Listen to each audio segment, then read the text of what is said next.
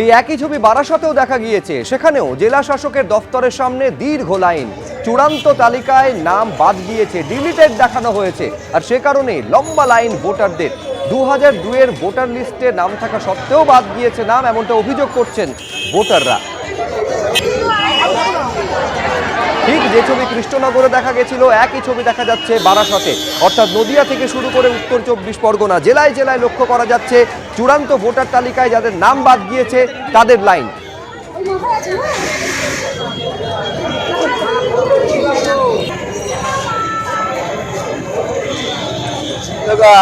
ওটা তো প্রায় সেই সকাল থেকে ভোর 5টা থেকে, ঠিক আছে। এদের কোনো সিস্টেম নেই, কিছু নেই, যে যেখান দিয়ে আসছে সব ঢুকে যাচ্ছে, হয়ে যাচ্ছে, ঠিক আছে। আর সব থেকে বড় কথা হচ্ছে যেভাবে জেনুইন ভোটগুলো কেটে গেছে, এটা কিন্তু অবাস্তব।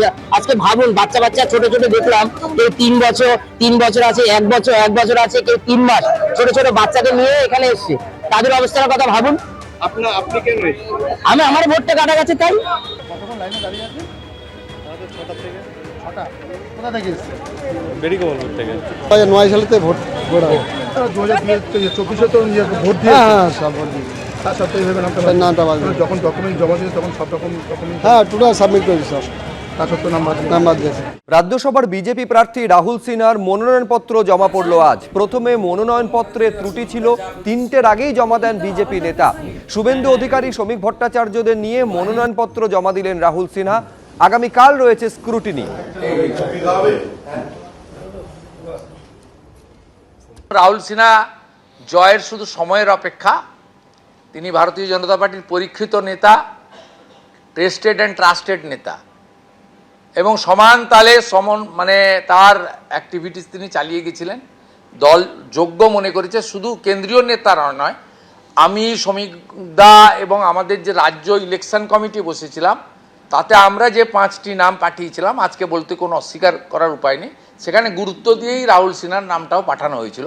অর্থাৎ কেন্দ্রীয় নির্বাচন কমিটি চাপিয়ে দেননি, আমাদের 5টি নাম পাঠানোর মধ্য থেকে কিন্তু তারা বেছে নিয়েছে।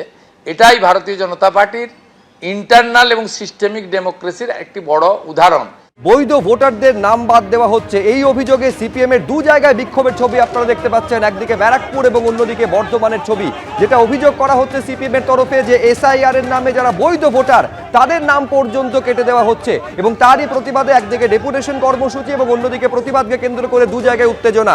উত্তর 24 পরগনার ব্যারাকপুর এবং বর্ধমানের ছবি দেখছেন।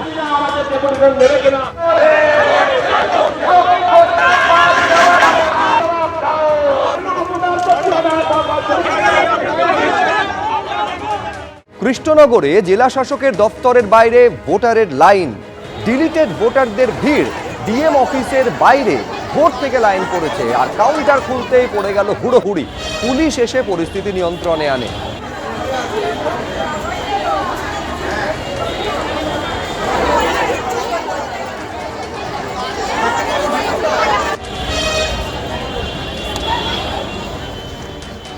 আমি আমার নাম ডিলেট হয়ে গিয়ে ভোট সেন্টারের থেকে সেই ভোটের নাম তোলার জন্য আবার জমা দিতে আসছি। 2002-এ বাবার নাম আছে। তারপর আজকে আমি আবার ফের কাগজপত্র জমা দিতে আসছি। আমি এরকম করে ঘুরি বেড়াচ্ছি, এই নামটা কাটে দিকে সে ভালো করেছে? কখনোই ভালো হয়নি। আমরা হকারি করি, খাই আমাদের স্বামী। এই আসা যাওয়াতে আমার 250 টাকা খরচ কে দেয়? দিন মজুর খরচ কে দেয় আমাদের? নাম কাটলো কেন এখন তারাই জানে, আমরা তো এইসব কিছু বলতে পারবো না। আমরা তো মুখ্য শিক্ষা মানুষ, কিছুই বুঝিনি। হ্যাঁ, জমা দেওয়ার পরে এরকম মানুষের হয়রানি। 2002 সালে আমার নাম লক্ষণ ছিল, তারপরে কোর্টে রেভিডিউট করেছি, করার পরে আমি 2 নামে একই ব্যক্তি তার প্রমাণ দিয়েছি, তারপরে আমার নামটা কাটা গেছে এবং আমার মেয়ের নামটা আমার হোল্ডে আছে। তাহলে এই ভোগান্তিগুলো কারা ভুগবে? হ্যাঁ, হিয়ারিং দিয়েছিলাম হরিপুরে, তারপর আমার নামটা কেটে দিয়েছে। এবিপি আনন্দ, এগিয়ে থাকে, এগিয়ে রাখে।